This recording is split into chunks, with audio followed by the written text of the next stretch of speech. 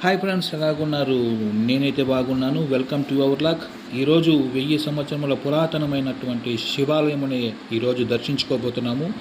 ఈ దేవాలయంను చూడడానికి ముందు మన యూట్యూబ్ని షేర్ చేయండి, లైక్ చేయండి, సబ్స్క్రైబ్ చేయండి. అప్పుడే నాకు మరిన్ని వీడియోస్ను చూడడానికి మరియు మీకు చూపించడానికి కూడా నాకు ఒక ఎంకరేజ్మెంట్గా ఉంటుంది. వెంటనే సబ్స్క్రైబ్ చేసుకోండి. రండి ఇప్పుడు వెళ్దాం. ఇక్కడ మనం చూస్తున్నటువంటి కొలనులోనే స్వామివారు జన్మించారని మా పూర్వీకులు చెప్తూ ఉంటారండి.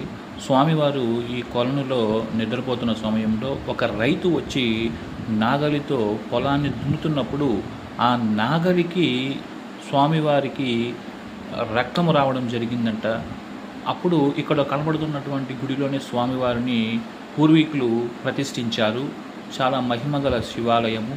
దాదాపుగా 1000 సంవత్సరముల పురాతనమైన దేవాలయము. ఇప్పుడు మళ్ళీ కొత్తదిగా పునర్నిర్మిస్తున్నారు.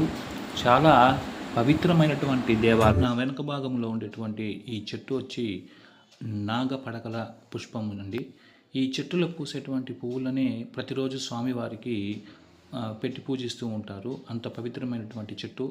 నేను చిన్నప్పుడు ఈ గుడికి వచ్చేటప్పుడు చాలా చిన్న, ఇప్పుడు ఈ వృక్షము మహావృక్షముగా మారిపోయింది. ఇక్కడ చూడండి, దగ్గరగా చూపిస్తున్నాను. నాగపడగల చెట్టు.